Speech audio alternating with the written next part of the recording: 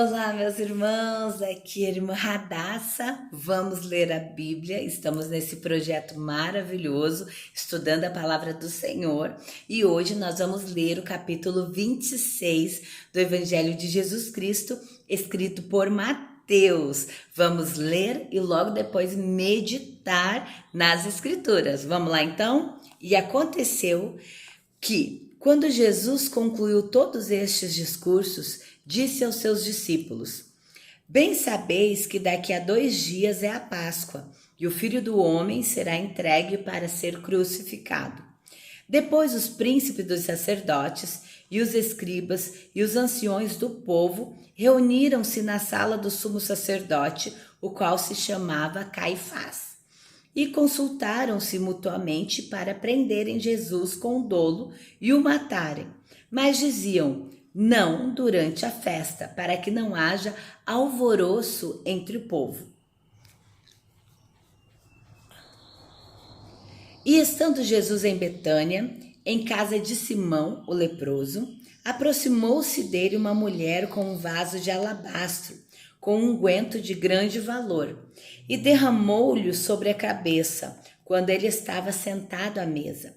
E os seus discípulos, vendo isto, indignaram-se, dizendo: Para que é este desperdício? Pois este unguento podia vender-se por grande preço e dar-se o dinheiro aos pobres. Jesus, porém, conhecendo isto, disse-lhes: Por que afliges esta mulher? Pois praticou uma boa ação para comigo. Porquanto sempre tendes convosco os pobres, mas a mim não me haveis de ter sempre. Ora, derramando ela este unguento sobre o meu corpo, fê-lo preparando-me para o meu sepultamento. Em verdade vos digo que onde quer que este evangelho for pregado, em todo o mundo também será referido o que ela fez em sua memória. Então um dos 12, chamado Judas Iscariotes, foi ter com os príncipes dos sacerdotes e disse: Que me quereis dar, e eu vô-lo entregarei. E eles lhe pesaram 30 moedas de prata.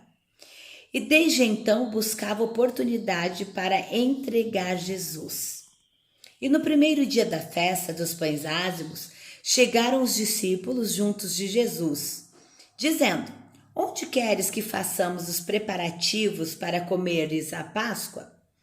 E ele disse: Ide à cidade a um certo homem e dize-lhe: O mestre diz: O meu tempo está próximo. Em tua casa celebrarei a Páscoa com os meus discípulos. E os discípulos fizeram como Jesus lhes ordenara e prepararam a Páscoa.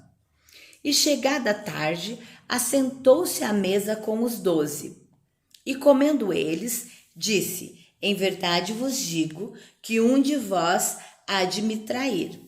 E eles entristeceram-se muito, dizendo: Porventura sou eu, Senhor? E ele respondendo disse: O que põe comigo a mão no prato, esse me há de trair. Em verdade, o Filho do Homem vai como está escrito acerca dele. Mas ai do homem por quem o Filho do Homem é traído. Bom seria para este homem se não houvesse nascido. E respondendo Judas, o que o traía, disse: Porventura sou eu, Rabi? E ele disse: Tu o disseste. E quando comiam, Jesus tomou o pão e, abençoando-o, o partiu e deu aos seus discípulos. E disse: Tomai, comei, isto é o meu corpo.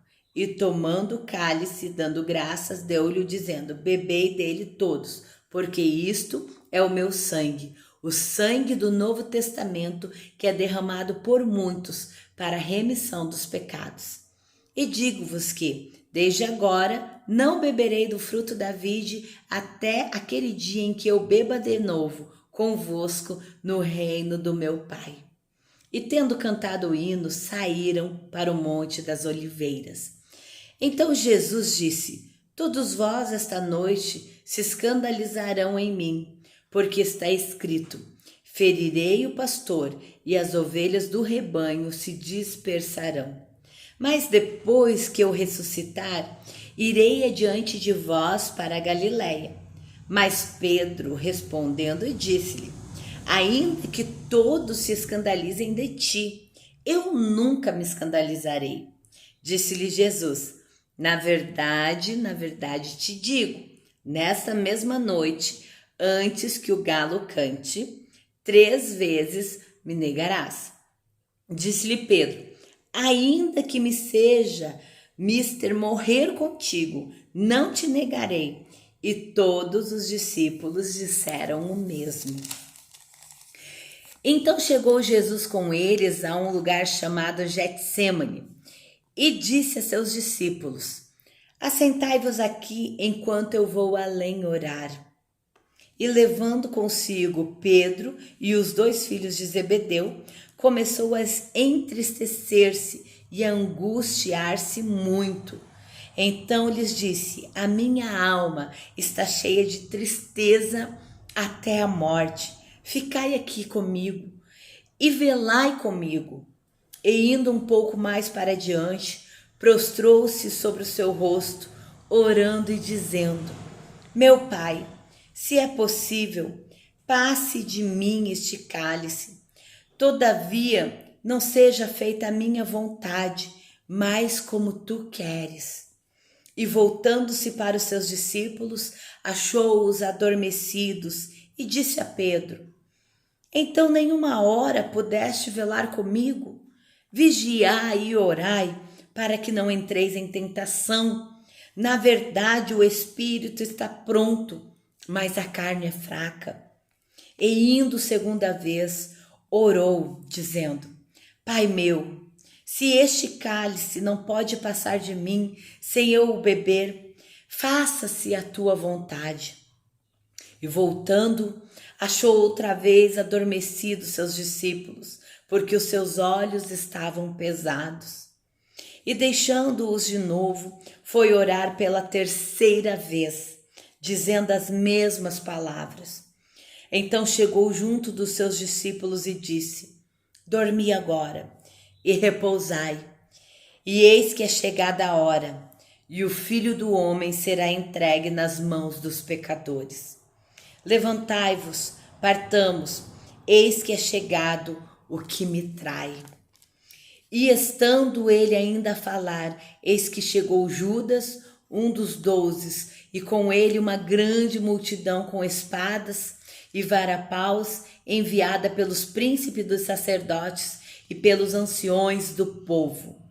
E o que o traía tinha-lhe dado um sinal, dizendo: o que eu beijar é este, prendei-o.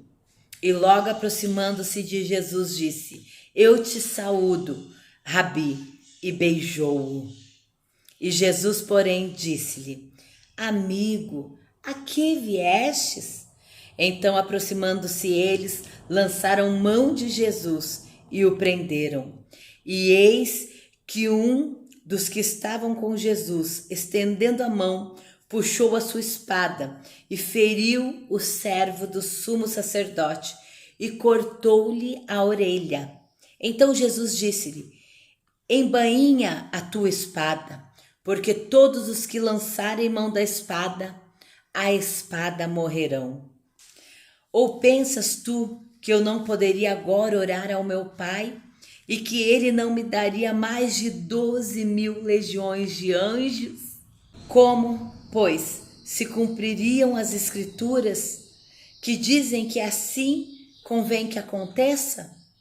Então disse Jesus à multidão: saístes como para um salteador com espadas e varapaus para me prender? Todos os dias me assentava junto de vós, ensinando no templo, e não me prendestes. Mas tudo isso aconteceu para que se cumprisse as Escrituras dos profetas. Então todos os discípulos, deixando-o, fugiram. E os que prenderam a Jesus os conduziram à casa do sumo sacerdote Caifás, onde os escribas e os anciões estavam reunidos. E Pedro o seguiu de longe até o pátio do sumo sacerdote. Entrando, assentou-se entre os criados para ver o fim. Ora, os príncipes dos sacerdotes E os anciões e todo o conselho buscavam falso testemunho contra Jesus para poder-lhe darem pena de morte. E não o achavam, apesar de se apresentarem muitas falsas testemunhas. Não achavam nele dolo. Mas por fim chegaram 2 testemunhas falsas e disseram: Este disse: Eu posso derrubar o templo de Deus e reedificá-lo em 3 dias. E levantando-se o sumo sacerdote disse-lhe: Não respondes coisa alguma ao que estes depõem contra ti? Jesus, porém, guardava silêncio. E insistindo o sumo sacerdote, disse-lhe: Conjuro-te pelo Deus vivo que nos diga se tu és o Cristo, o Filho de Deus. Disse-lhe Jesus: Tu o disseste. Digo-vos, porém, que vereis em breve o Filho do Homem, assentado à direita do poder e vindo sobre as nuvens dos céus. Então o sumo sacerdote rasgou as suas vestes, dizendo: Blasfemou, para que precisamos ainda de testemunhas? Eis que bem ouvistes agora a sua blasfêmia. Que vos parece? E eles responderam-lhe: É réu de morte. Então cuspiram-lhe no rosto e lhes davam punhadas, e outros o esbofeteavam, dizendo: Profetiza, Cristo, quem é o que te bateu? Ora, Pedro estava sentado fora do pátio, e aproximou-se dele uma criada. Tu estavas com Jesus, o Galileu. Mas ele negou de todos, dizendo: Não sei o que tu estás dizendo. E saindo para o vestíbulo, outra criada o encontrou e disse: Você estava com Jesus, o Nazareno. E ele negou outra vez com juramento: Eu não conheço tal homem. E dali a pouco, aproximando-se os que estavam, disseram a Pedro: Verdadeiramente também tu és um dele, pois a tua fala te denuncia. Então começou ele a praguejar e a jurar, dizendo: Não conheço esse homem. E imediatamente o galo cantou. E lembrou-se Pedro das palavras de Jesus: Antes que o galo cante, 3 vezes me negarás. E saindo dali, chorou amargamente. Aleluias. Meu Deus. E saindo dali, chorou amargamente. O choro de Pedro, dele pensar que ele estava forte, porque o espírito dele sim estava forte, Jesus disse, porém a carne dele fracassou. O medo de padecer os mesmos sofrimentos de Jesus. Ele ali o negou. Mas o lindo de tudo é que após a ressurreição de Jesus, Pedro também deu a sua vida pelo Evangelho. Aleluias, após ele ser confirmado tudo o que Jesus ensinou a ele. Mas, amados irmãos, aqui nesse texto que nós lemos, do capítulo de número 26 do Evangelho de Jesus Cristo, escrito por Mateus, nós vemos aqui Jesus primeiro, quando ele é ungido em Betânia. Aquela mulher que vai, unge os pés de Jesus, unge a cabeça de Jesus, prepara o corpo de Jesus para a sua morte, para a sua sepultura. Você vê ali que Judas ali já estava de olho na bolsa, porque ele era o tesoureiro, ele que cuidava das finanças. E ali começou já a questionar a atitude daquela mulher, falando em causa nobre dos pobres. Aí Jesus diz: não, os pobres vocês têm sempre, mas eu não vou estar com vocês para sempre. E ela fez uma boa ação, e até os dias de hoje essa ação é contada. Nós vemos então que Judas traz Jesus por 30 moedas de prata, entrega Jesus com um beijo, e Jesus, quando é traído, ainda o chama de amigo. Gente, o perdão de Jesus, o amor de Jesus é extraordinário, e a gente tem que sempre aprender com Jesus, que Jesus, ele é extraordinário. Nós vemos então a última ceia ali, quando ele institui, ele diz, comei, este é o meu corpo que é partido por vós, entregue por vós, e o sangue dele é representado ali pelo vinho também, diz: bebei, porque esse é o meu sangue que vai ser derramado por vós, né? Depois nós vemos logo a traição de Judas com um beijo, onde Jesus é preso.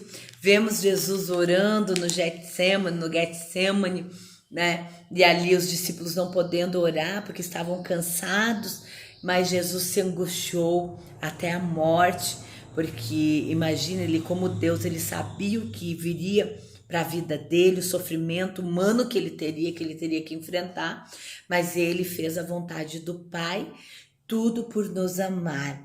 Então, que nós tenhamos a gratidão pelo sacrifício de Jesus.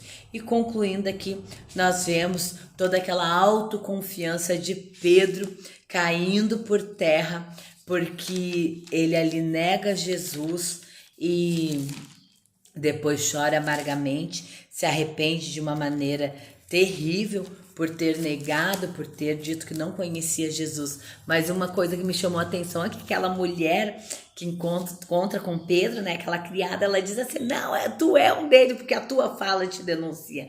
Não adianta, quem é salvo, quem conhece Jesus, quem se encontra com Jesus, a fala denuncia. Nós nos denunciamos pela maneira como nós falamos, nos comportamos. Maravilha é servir a Jesus. Concluindo então o galo aqui, nós podemos dizer, né, que existem pessoas que acreditam que realmente foi um galo que cantou lá em Israel, lá em Jerusalém na época, né? Outros já falam galo que era tipo um sentinela, que em dado momento aquele sentinela ele tocava tipo o chofar para alertar que era determinada hora do dia.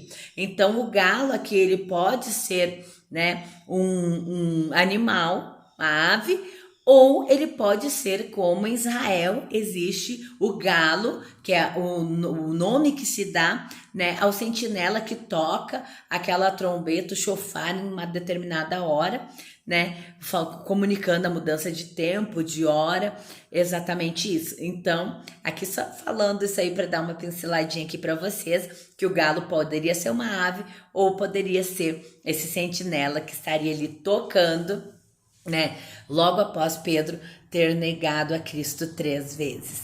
Não precisamos fazer como Pedro, né? Pedro depois teve uma transformação total. Jesus foi buscá-lo novamente após a ressurreição e disse: ó, Pedro, você me negou lá atrás, mas agora eu tô te falando, aquela memória que você tinha de negação acaba na sua vida. Tem coisa que Deus faz na nossa vida, escute isso, tem coisa que Deus faz na nossa vida para eliminar uma lembrança ruim e substituir por algo novo. Jesus, quando foi buscar a Pedro, Jesus substituiu aquela memória de traição que Pedro havia tido na noite em que Jesus foi preso, da negação dele, para substituir aquela memória. A partir de hoje, você vai cuidar das minhas ovelhas.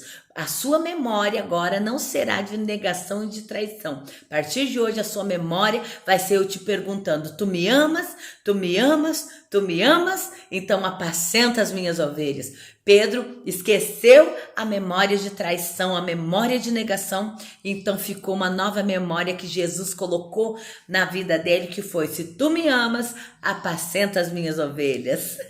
Deus abençoe.